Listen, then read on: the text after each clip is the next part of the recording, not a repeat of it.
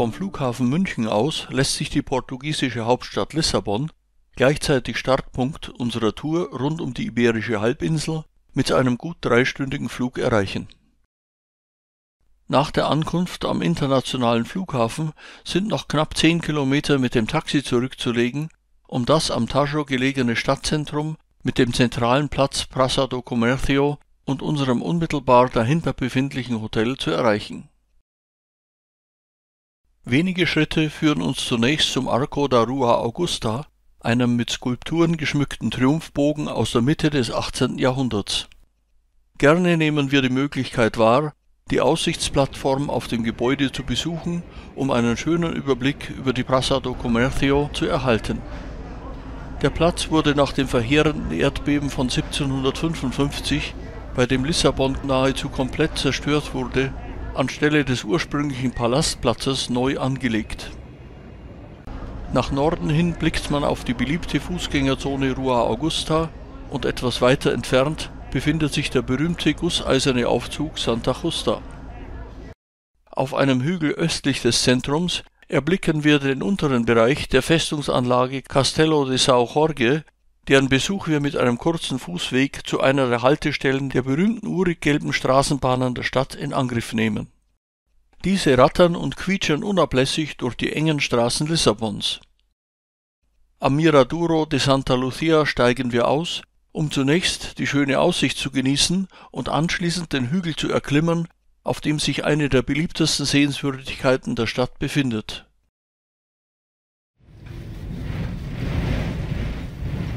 Nach der rumpeligen Fahrt haben wir einen der vielen schönen Aussichtspunkte der Stadt erreicht. Besonders interessant ist hier eines der berühmten Azulejo-Fliesenmotive, welches das Aussehen des Palastplatzes vor dem großen Erdbeben dokumentiert. Wenig später erreichen wir den Eingang der über 1000 Jahre alten maurischen Festung. Das Gelände erstreckt sich auf mehr als 6000 Quadratmeter.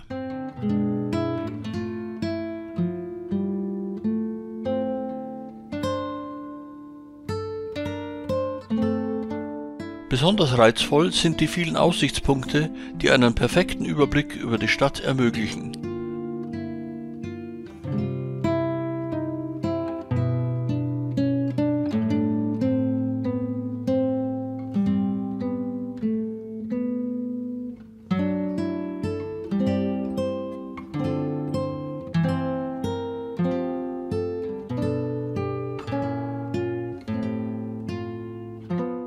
Stars der Anlage sind hier zweifellos die prächtigen Pfaue, die an den Besuchern vorbeistolzieren und sich nach unserem ausdrücklichen Bitten sogar zu einer regelrechten Modenschau bereits erklären.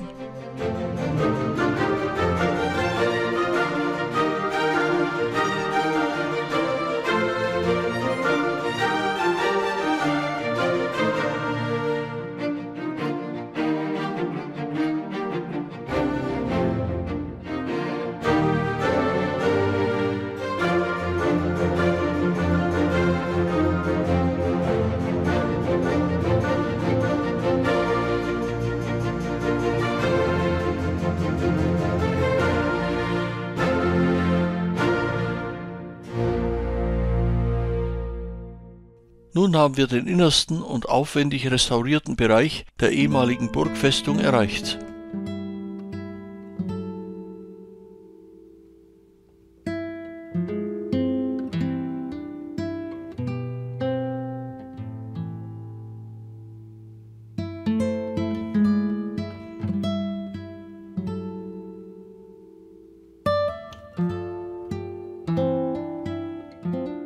Vom obersten Rand der Burgmauer aus ergeben sich die zweifellos besten Aussichten auf die Stadt.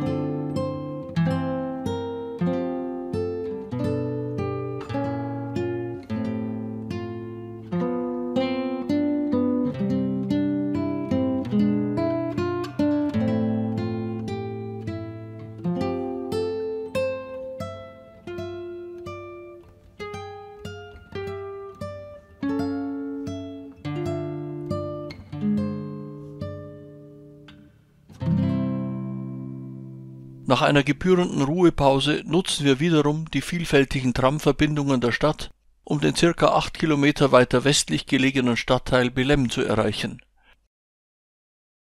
Hier befindet sich eine der herausragenden Sehenswürdigkeiten Lissabons, das Hieronymuskloster. Schon von der vorgelagerten Brunnenanlage der Praça do Império aus bietet das bedeutendste erhaltene Bauwerk manuelinischen Stils einen imposanten Anblick. Die Kirche des Klosters ist Santa Maria gewidmet und stammt für die gesamte Anlage aus dem 16. Jahrhundert. Besonders sehenswert ist das Südportal mit seiner prächtigen Ornamentierung.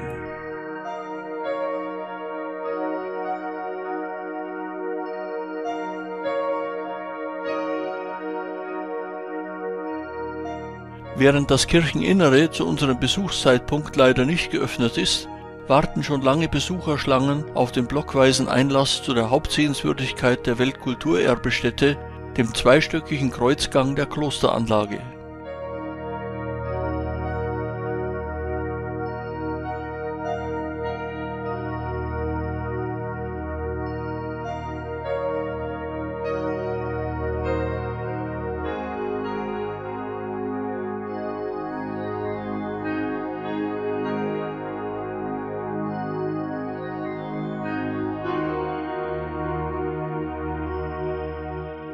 (26 zu einem Quadrat angeordnete Gewölbefelder erzeugen mit ihren kunstvollen Ornamenten aus gelblichem Sandstein ein Juwel portugiesischer Baukunst.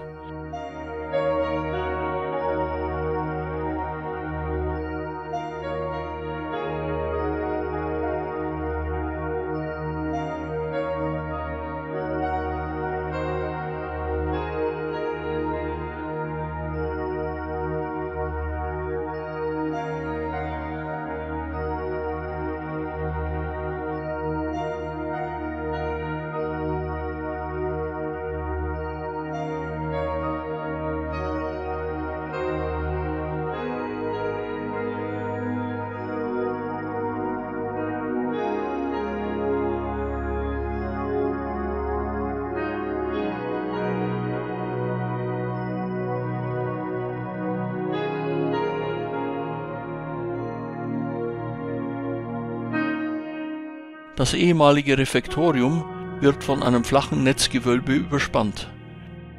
Der Kachelschmuck an den Wänden stammt aus dem 18. Jahrhundert.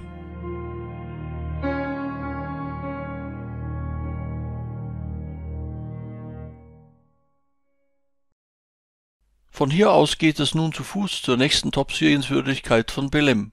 Das Denkmal der Entdeckungen an der Uferpromenade ist schon vom Kloster aus mit seiner Höhe von über 50 Metern unübersehbar. Es wurde 1960 zum 500. Todestag Heinrich des Seefahrers errichtet. Mit einer Karavelle in der Hand blickt Heinrich gemeinsam mit anderen bedeutenden Persönlichkeiten der portugiesischen Entdeckergeschichte über den Fluss in die Ferne.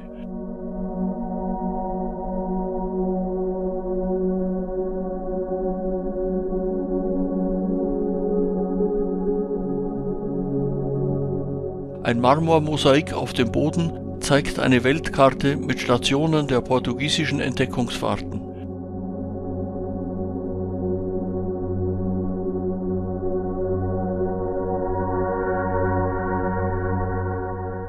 Ein schöner Spaziergang entlang der Uferpromenade führt uns nun zu einem der bekanntesten Wahrzeichen Lissabons, dem Torre de Belém.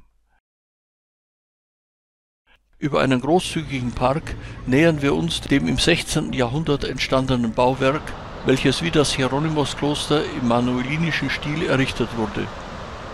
Es versinnbildlicht die Ganzzeit des portugiesischen See- und Handelsimperiums und begrüßte einst die ankommenden Entdecker und Handelsschiffe.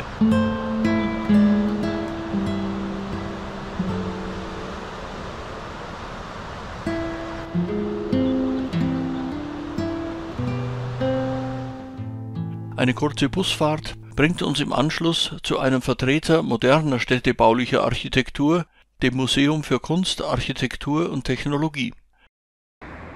Bei der Annäherung an das Museum von dessen Rückseite her wird noch nicht unbedingt deutlich, dass man geradewegs auf das begehbare Dach des Gebäudes läuft.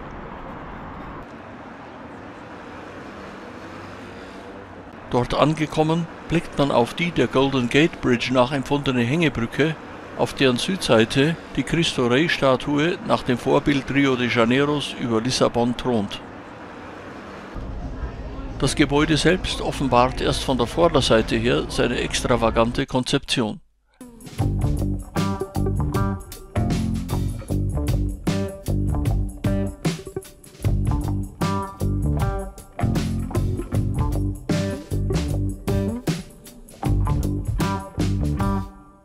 Danach verlassen wir die im Westen Lissabons gelegenen Bereiche der Stadt und nutzen wiederum eine der praktischen Busverbindungen, um das östlich des Stadtzentrums befindliche nationale Pantheon zu erreichen.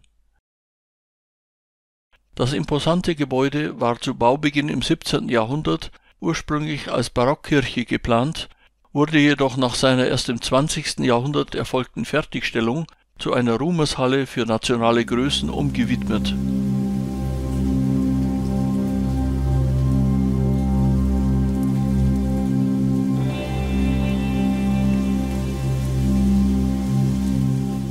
Der Innenraum beeindruckt durch seine schiere Größe und den kunstvollen Einsatz verschiedenfarbiger Marmorvertäfelungen.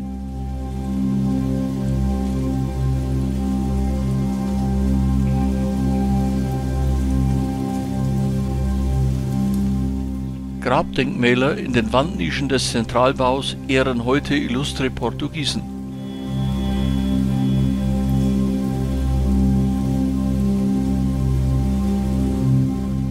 Ein umlaufender Wandelgang in der obersten Kuppel ermöglicht eindrucksvolle Tiefblicke.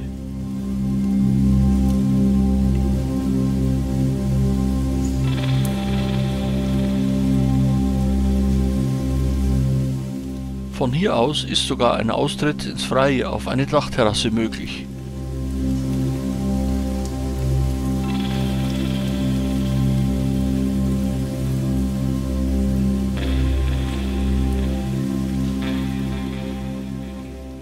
Noch einmal entfernen wir uns vom Stadtzentrum in östliche Richtung, um einen Eindruck von der berühmten Azulejo-Kachelkunst zu erhalten, wofür ein spezielles Museum eingerichtet wurde. Das Kloster Madre de Deus von 1508 bietet einen idealen Rahmen für das Museum.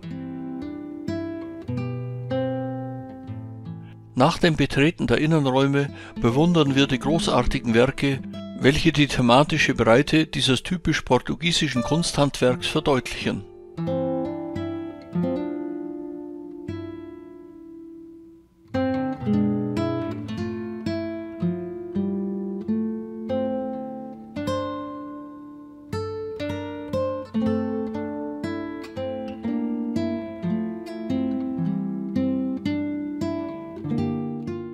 Glanzstück der Sammlung und auch historisch von großer Bedeutung ist ein 23 Meter langes Azulejo-Bild von Lissabon, das die Stadt um 1700 auf einer Breite von ca. 14 Kilometern vor dem großen Erdbeben zeigt.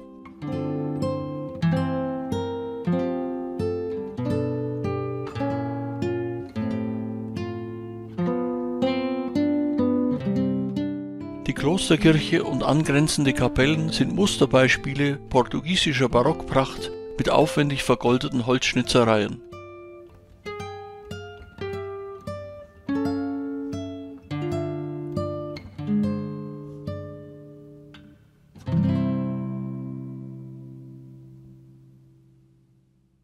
Noch ein wenig lassen wir die beschauliche Atmosphäre des Innenhofes auf uns wirken, bevor wir uns wieder ins Stadtzentrum zurückbegeben, um die abendliche Stimmung auf der Praça do Comércio und der umgebenden Fußgängerbereiche zu genießen.